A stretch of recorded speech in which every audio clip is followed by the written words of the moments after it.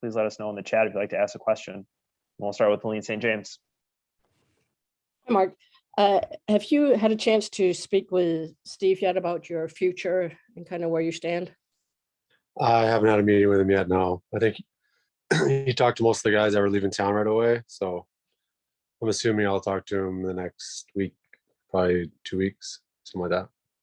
He's sounded like at the trade deadline there was interest in retaining you, and you certainly sound like, I mean, you've been pretty clear that you like playing in Detroit. Is that fair? Yeah, I mean, I think my previous talks with Steve is, I think he obviously has a lot of decisions to make, and he's not going to rush anything. So I'm assuming he'll wait till the summertime to do his business, and when we get there, we'll obviously see what happens, see if there's a fit there, and then we'll go from there. What have you liked about the fit for you? I mean, I've just enjoyed playing the role that I've had, and being with this team and building towards getting back into the playoffs, and it's just a fun place to come to work. So, like I said, I've enjoyed competing with these guys and playing for the Red Wings, and it's been a fun couple of years. And just, I know you've been through coaching changes, but what kind of a effect can that have on a team? Just with Jeff being let go, and I guess first, what was your reaction to that? Yeah, I mean, obviously, unfortunate. You don't want to see anyone get fired, and I've enjoyed the last couple of years playing for him and Doug Huda, and it's just part of the business that coaches just end up getting fired. That's just the way this thing goes. And obviously Steve thought it was time for a different voice, and I think I mean, what that does is, I mean, you go into next year's training camp. Obviously we don't know who the coaches are, but you come in you wanting to prove yourself kind of all over again, because you got a bunch of new sets of eyes on you, and they may see things differently than the previous coaches, and I think it puts everybody on edge, at least to start. Thanks, Mark. Ted Colfin. Hey, Mark, we didn't get a chance to talk to you after you got nominated for the Masterton, but when you talk about your career, you talk about dedication and perseverance. I mean, you got to be pretty proud with the way things have gone and getting to 1,000 games this year. I mean, you got to be pretty pleased, I would think. Yeah, well, thank you guys for that nomination. I mean, obviously it's very cool and humbling, and yes, I think like I said, when you guys asked me about playing 1,000 games, it's just the fact that I've been able to be in this league and play this game for as long as I have has been a blessing, and I've enjoyed every second of it, and I don't want to end. So I love this game and still have a lot of passion for it, and want to continue that. Well, let's face it, you've had a couple of scary injuries, man. The eye injury, the concussions. I mean, was there at some point where you're kind of thinking, it may not go on forever here or something? I mean, definitely the eye injury was the biggest hurdle, I would say, in my career as far as injuries go. So yeah, I mean, obviously when that happened, I didn't know what type of player I'd be when I got back, or if I would get back, and something that I had to work through and work hard to get back in a position to where I could put myself on the ice and be counted on.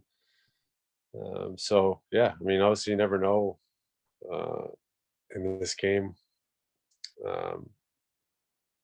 where injuries can take you, and I've been fortunate to get over that one in a big way, and be able to continue my career. I didn't think, there's moments there, where I didn't think that was going to happen. Can I ask, is it all the way back, or still not quite 100, or what? I mean, oh no, it's not. It's pretty much back. Probably a year after the injury was as good as it got, and it's been staying the same ever since. It's just something that I've gotten used to, and I've just learned to play with. The last one at this point, I mean, do you have a specific number of years, or is it basically year to year now at this point in your career? Yeah, probably year. I would say probably more or less year to year at this point.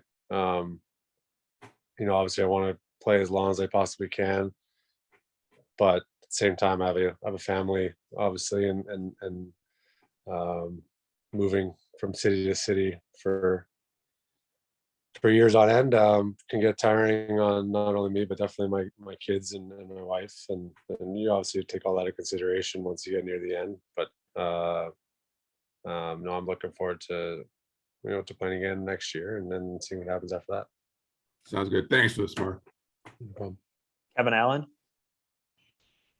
Yeah, Mark, you just addressed that you have a family, and when Steve Eisenman addressed the media, he talked about it might take him a while during the summer to sort out, his personnel. He wants to look at all of his options. Is that hard on you because you are older and have a family that you might have to, and I don't know, maybe he'll tell you differently, but that you might have to wait to the summer to kind of find out where you might fit on this team, or how do you view that? Yeah, I mean that's just part of it. I think we're settled in here where our kids are in school till June, and that's not going to change regardless of what happens. And then going into the summer, it's like anything. If I go to free agency, then I go to free agency, and we'll see what happens there. And if I'm back here in Detroit, then obviously we'd be happy with that. So yeah, I mean, obviously you would like more stability when you have family and kids, because there's a lot more planning involved in moving schools and homes and all that stuff goes along with it. So, but it's just the nature of the business. Did you know last season before it was announced? I mean, did you have a pretty good idea you were coming back, or were you sort of on, pins and needles trying to, see whether or not, Steve was going to have a spot for you? No, I didn't know for certain at all, really, up until probably a couple of days before free agency. So yeah, I mean, so I was kind of waiting to to go to free agency at that moment, and when you offered me the contract before that, decided to take it. And and then Lashwell always talked about your competitiveness, whether it be in the practice or the game. It was always the same. You always worked hard, and given the way you always played, I wondered if you had sort of an observation of not so much the defense, but the defensive play of the team, like where it went wrong. Was the team demoralized because you'd fallen out? Kind of what happened in that second half of the season? yeah, I think it was when we were kind of right in the mix there near near the All-Star break, and then we have a bit of a slide, and then right around the corner is the trade deadline, and you start trading away pieces, and I think we definitely had just a kind of a morale dip, like it is it's hard. I mean, a lot of these guys have been going through this for a few years now, and when we were as competitive as we were throughout the whole season, and kind of getting close, and then when you don't reach that goal, it's tough. And I think it showed in our consistency and how we were from game to game. After that point, just wasn't as consistent as we needed to be. Thank you, Mark. And Sarkhan. Yeah, Mark, just obviously goals against is one of the main issues that needs to get fixed next season. I know there was a few inflated a bit with a few blowout losses and a lot of empty net goals, but is that an area that can improve, do you think, significantly in 1 year? And what is it going to take? Oh yeah, definitely. I definitely think so. I think, I mean, good defensive hockey is just it's everyone. It's not the D, it's the wingers, the center, it's everyone working together, and it's dedication. It's the hard work, and you have to be willing to sacrifice a bit of offense in order to play solid defensively, and that may look like more 2-1 games or 1-0 games or 3-2 type hockey. But you're going to give yourself a better chance to win on most of those nights if you're dialed in, playing the right way. So definitely think obviously there's room for improvement, and I think that'll happen. I think a lot of our young players have matured a lot over this year, and going into next year, understanding what it takes every night to be able to compete and to win. So I think these guys will take a step forward in the right direction next season. Just also, just wanted to ask about Seider. I mean, you were in his position a while back, just a rookie in the league, and then what do you think are going to be or are some of the bigger challenges for somebody like that in that position going into his second year after the league is a little bit more familiar with him? Yeah, for sure. I mean, he had an incredible year, and he's a very talented and gifted player. And I think, like you said, obviously, this league's a tough league, and guys, the more you play against someone, the more you learn about their tendencies, what they like to do, where they like to go. So he'll have to, to deal with that a bit more, and he's gonna have a lot more attention on him now from opposing teams and opposing forwards. And I think he has the mental makeup and the physical gifts to be able to deal with that in a pretty outstanding way. I'm sure. So look forward to keep on watching him just improve and just keep dominating like he has been. Thanks, Mark. No problem. Last question, Max Boltman. Hey, Mark, just kind of a follow-up to Kevin's question. I'm curious, did the way that the season ended, like, does it change the way you look back on those first 3 months of the season where you guys did play pretty well most nights and were in it? Like, how does that color the way you view that stretch of hockey and what?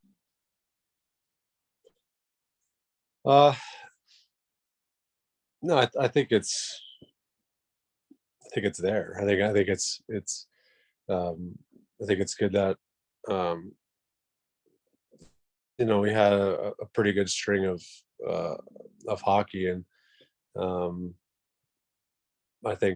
mean we can learn from obviously having that dip that we had during the All-Star or just after the All-Star weekend, and not letting that spiral. I think the way we did it, and that's just a mentality of